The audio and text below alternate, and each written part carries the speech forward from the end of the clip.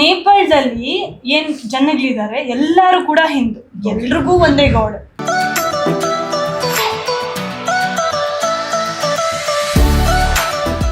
So ಆಂಜನೇಯನ್ like ಏನಾದ್ರು ಬೇಡ್ಕೊಂಡ್ರೆ ನಾವ್ ಹೀಗೆ ಆಗ್ಲಿ ಅಂತಂದ್ರೆ ಅದು ನಿಜ ಆಗುತ್ತೆ.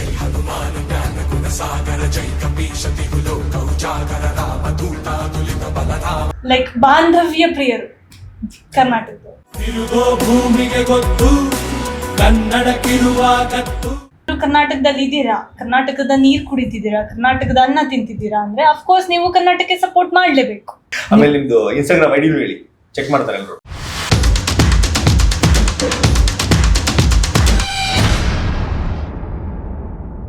ಇನ್ನ ವರ್ಲ್ಡ್ ಅಲ್ಲಿ ಎಲ್ಲರೂ ಹೇಳ್ತಾರೆ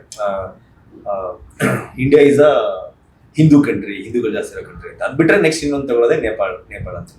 ಅಲ್ಲಿ ನೀವು ನಿಮ್ಮ ರಿಲಿಜಿಯನ್ ಅಂದ್ರೆ ಅಲ್ಲಿ ನಿಮ್ಮದೆಲ್ಲ ಹಿಂದೂ ಅಂತಾನೆ ಕನ್ಸಿಡರ್ ಮಾಡ್ತಾರೆ ಅಥವಾ ಹಿಂದೂ ಅಂತಾನೆ?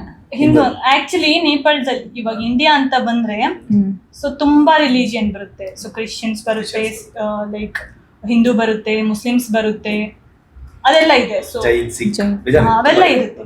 ಬಟ್ ನೇಪಾಳದಲ್ಲಿ ಏನ್ ಜನಗಳಿದ್ದಾರೆ ಎಲ್ಲರೂ ಕೂಡ ಹಿಂದೂ, ಎಲ್ರಿಗೂ ಒಂದೇ ಗಾಡ್. ಸೊ ನಿಮ್ದಲ್ಲಿ ಕರ್ನಾಟಕದಲ್ಲಿ ಬಂದ್ಬಿಟ್ಟು ನಿಮ್ ಮನೆ ದೇವ್ರು ಅಂತ ಬೇರೆ ಬೇರೆ ಬೇರೆ ಇರುತ್ತಾರೆ. ಸೊ ಅಲ್ಲಿ ಹೋಲ್ ಕಂಟ್ರಿ ಏನಿದೆ ಅಲ್ಲಿಗೆ ಒಂದೇ ದೇವ್ರು, ಮೇನ್ ದೇವ್ರು ಒಂದೇ ದೇವ್ರು.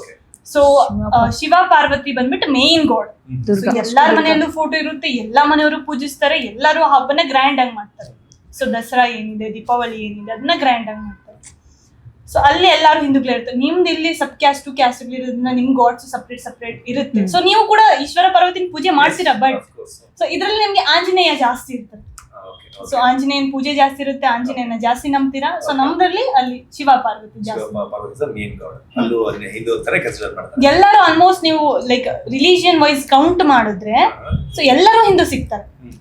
ಅಲ್ಲಿ ಇರೋದೇ ಎಲ್ಲ ಪೀಪಲ್ಸ್ ಹಿಂದೂ ಅಷ್ಟೇ. ಅಂದ್ರೆ ಇಲ್ಲಿ ಜಾಸ್ತಿ ಗಣೇಶ ಟೆಂಪಲ್, ಆಂಜನೇಯ ಟೆಂಪಲ್, ವೆಂಕಟರಮಣ ಸ್ವಾಮಿ ಟೆಂಪಲ್, ಆತರ ಬೇರೆ ಬೇರೆ ಟೆಂಪಲ್ ಯಾವ್ದಾದ್ರು ಇರುತ್ತೆ ಅಲ್ವಾ? ಅಲ್ಲಿ ಜಾಸ್ತಿ ಶಿವ ಪಾರ್ವತಿದು ಮತ್ತೆ ದುರ್ಗಾ ಮಾತಾ, ಅವೇ ಜಾಸ್ತಿ ಟೆಂಪಲ್. ಕರ್ನಾಟಕದಲ್ಲಿ ಯಾವೆಲ್ಲ ಕಲ್ಚರ್ ನಿಮ್ಗೆ ಇಷ್ಟ ಆಗುತ್ತೆ, ಯಾವೆಲ್ಲ ಗಾಡ್ ಇಷ್ಟ ಆಗುತ್ತೆ ನಿಮ್ಗೆ? ಗಾಡ್ ಎಲ್ಲಾನು ಸೇಮೇ, ಬಟ್ ನಂಬಿಕೆ ಅನ್ನೋದು ಆಂಜನೇಯ ಇರೋದ್ ಲೈಕ್ ಅವ್ರು ಇದ್ರು ಅನ್ನೋ ಇದಿರೋ ಹಿಸ್ಟ್ರಿ ಇರೋದ್ರಿಂದ ಸೊ ಎಲ್ಲಾರು ಆಂಜನೇಯ ತುಂಬಾ ನಂಬ್ತೀರ. ಸೊ ಆಂಜನೇಯನ್ ಲೈಕ್ ಏನಾದ್ರು ಬೇಡ್ಕೊಂಡ್ರೆ ನಾವ್ ಹೀಗೆ ಆಗ್ಲಿ ಅಂತಂದ್ರೆ ಅದು ನಿಜ ಆಗುತ್ತೆ. So Anjaneya you love and trust Anjaneya. Okay, ಇನ್ನ ಕರ್ನಾಟಕದಲ್ಲಿ ಇನ್ನು ಯಾವೆಲ್ಲ ಕಲ್ಚರ್ಸ್ ಇಷ್ಟ ಆಗುತ್ತೆ? ಕಲ್ಚರ್ಸ್ ಕರ್ನಾಟಕ ಊಟ. ಓಕೆ, ಅದ್ ಬಿಟ್ರೆ ಕನ್ನಡ ಜನ so compared to UP peoples, Maharashtra peoples ಏನಿದ್ದಾರೆ ಸೊ ಅವ್ರಿಗೆ ಕಂಪೇರ್ ಮಾಡ್ಕೊಂಡ್ರೆ ಕನ್ನಡಿಗರು ಎಲ್ಲದಕ್ಕೂ ಹೆಲ್ಪ್ ಮಾಡಿ. ಸೊ ನೀವು ಈಗ ತಮಿಳ್ನಾಡಿಗೆ ಕರ್ನಾಟಕದವ್ರು ಹೋಗ್ಲಿ, ಸೊ ಅವ್ರೇನಂತ ಹೇಳ್ತಾರೆ, ಇಲ್ಲ ತಮಿಳಲ್ಲಿ ಮಾತಾಡಿ ಅಂತ. ಸೊ ನಮ್ಗೆ ಕರ್ನಾಟಕದಲ್ಲಿ ಯಾರೇ ಪೀಪಲ್ಸ್ ಬರ್ಲಿ, ಸೊ ಈಗ ನಡೀತದ ರೀಸೆಂಟ್ ಸಿಚುವೇಶನ್ ಬಿಟ್ಟು ಹೇಳ್ತಿರೋದು, ಓಕೆ? ಸೊ ಬರ್ಲಿ, ಅವ್ರು ಇವಾಗ ಹಿಂದಿಯಲ್ಲಿ ಮಾತಾಡಿದ್ರೆ ಭಯ್ಯ ಥೋಡಾ ಪಾನಿ ಮಿಲೇಗಾ ಕ್ಯಾ ಅಂದ್ರೆ ನಾವು ಕೊಡ್ತೀವಿ. ಈ ತರ ನಾವು ಹೇಳೋದಿಲ್ಲ ಕನ್ನಡದಲ್ಲಿ ಮಾತಾಡಿ ಅವಾಗ ಮಾತ್ರ ನೀರು ಕೊಡೋದು ಅಂತ ಹೇಳೋದಿಲ್ಲ. ಸೊ ಇವಾಗ ನಡೀತಾರದ ಸಿಚುವೇಶನ್ ಬೇರೆ ತರ ಇದೆ ಬಿಡಿ, ಮಹಾರಾಷ್ಟ್ರ ಮತ್ತೆ ಇಂಡಿಯಾದಲ್ಲಿ ಕರ್ನಾಟಕದಲ್ಲಿ ಏನ್ ನಡೀತಿದೆ. ಸೊ ಲೈಕ್ ಬಾಂಧವ್ಯ ಪ್ರಿಯರು ಕರ್ನಾಟಕದ. ನಿಮ್ಗೆ ಅನ್ಸುತ್ತೆ? ನಮ್ಗೆ ಇವಾಗ ಏನೇ ಹೆಲ್ಪ್ ಕೇಳಿದ್ರು ಎಲ್ಲ ಮಾಡ್ತಾರಲ್ವಾ, ಬೇರೆ ಕಡೆ ಹೋದ್ರೆ ಸ್ವಲ್ಪ ಹಿಂಗ್ ನೋಡೋದು, ರಿಯಾಕ್ಟ್ ಮಾಡೋದು, ಅವ್ರ ಭಾಷೆಲೇ ಚಲ್ ಹಿಂಗ ಅನ್ನೋದು. ಇಲ್ಲಿ ಯಾರು ಹಂಗ ಅನ್ನಲ್ವಲ್ಲ, ಏನಾದ್ರು ಒಂದು ಹೇಳ್ಬೇಕು. ಇವಾಗ ನಮ್ಗೆ ಬರ್ಬೇಕಂದ್ರೆ ಒಂದು ಲೊಕೇಶನ್ ಗೊತ್ತಾಗಿಲ್ಲ, ಅವ್ರು ಕೇಳಿದ್ರೆ ಅವ್ರು ಮಾಡ್ಕೊಟ್ರು. ಅದೇ ಅಲ್ಲಿ ಕೇಳಿದಿದ್ರೆ ಎಲ್ಗೋಬೇಕು ಏನು, ಅಯ್ಯೋ ಹಿಂಗ ಅನ್ಕೊಂಡು ಹೊರಟೋಗ್ಬಿಟ್ಟಿರೋರು ಅಂತ ಹೇಳ್ಬಿಟ್ಟು. ಇಲ್ಲಿ ಜನರ ಬಗ್ಗೆ ಏನ್ ಅನ್ಸುತ್ತೆ? ಇಲ್ಲಿ ಜನರು ಕೊಡೋ ಪ್ರೀತಿ ಬಗ್ಗೆ ಏನ್ ಅನ್ಸುತ್ತೆ? ನಾರ್ಮಲ್ ನಿಮ್ ಸುತ್ತಮುತ್ತ ಇರೋರು, ನಿಮ್ ಕಾಲೇಜಲ್ಲಿ ನಿಮ್ ಫ್ರೆಂಡ್ಸ್ ಆಗಿರ್ಬೋದು, ಬೇರೆ ಬೇರೆ ಫ್ರೆಂಡ್ಸ್, ಹುಡುಗರಾಗಿರ್ಬೋದು, ಹುಡುಗಿರಾಗಿರ್ಬೋದು, ಅವರೆಲ್ಲ ಅದೇ ಫ್ರಮ್ ಕರ್ನಾಟಕ ಅಲ್ವಾ? ಕರ್ನಾಟಕ ಆ ಪೀಪಲ್ ನೋಡಿದಾಗ ಅವ್ರು ನಿಮಗೆ ಕೂಡ ಸಪೋರ್ಟ್ ಮಾಡಿದಾಗ ಹೌ ಯು ಫೀಲ್? ಇಷ್ಟ ಆಗುತ್ತೆ, ಬೇರೆಯವ್ರಿಗೆ ಹೆಲ್ಪ್ ಮಾಡ್ತಾರೆ, ಅದಿಷ್ಟ ಆಗುತ್ತೆ. ವಿಶಾಲ ಹೃದಯ ಅದು.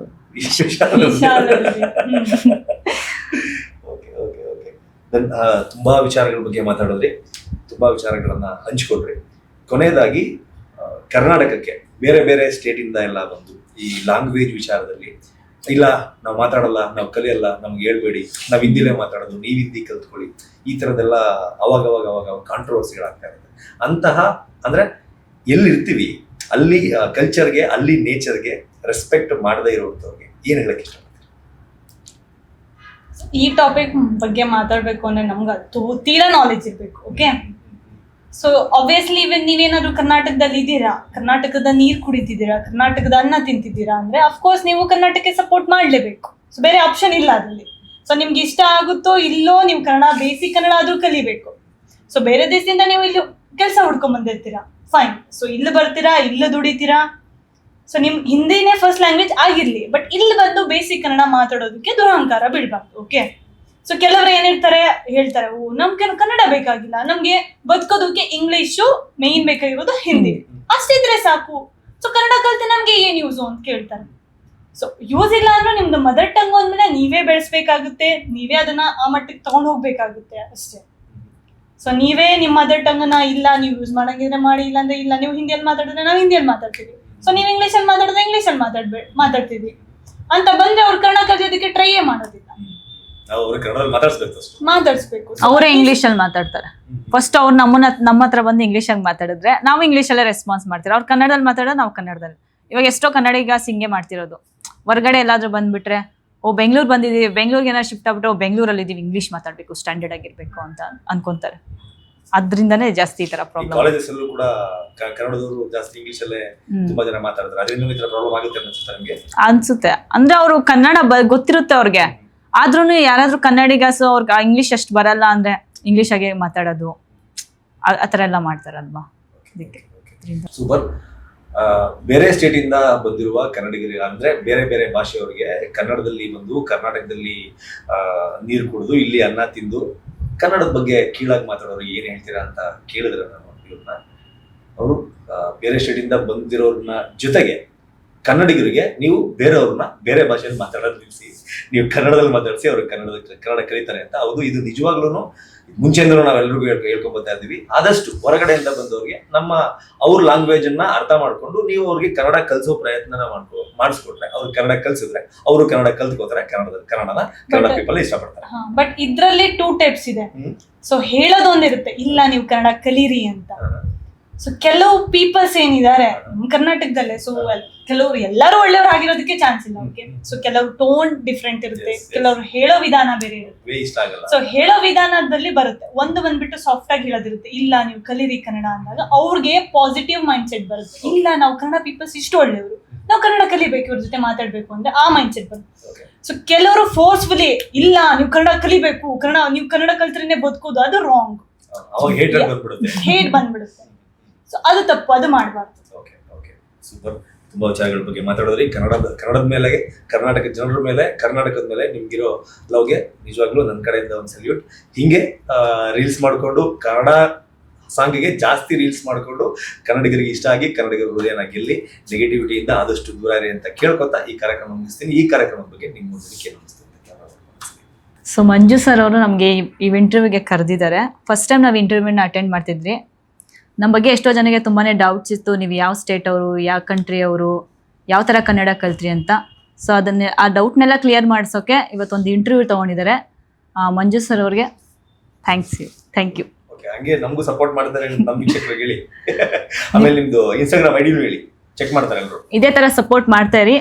ಇದೇ ಥರ ಕನ್ನಡ ವಿಡಿಯೋಸ್ಗೆ, ಸಾಂಗ್ಸ್ಗೆ ಡ್ಯಾನ್ಸ್ ಮಾಡ್ತಿರ್ತೀವಿ. ನನ್ನ ಇನ್ಸ್ಟಾಗ್ರಾಮ್ ಐಡಿ ಬಂದು CatLY ಅಂತ, ಕ್ಯಾಟ್ಲಿ, ಫಾಲೋ ಮಾಡಿಬಿಡಿ.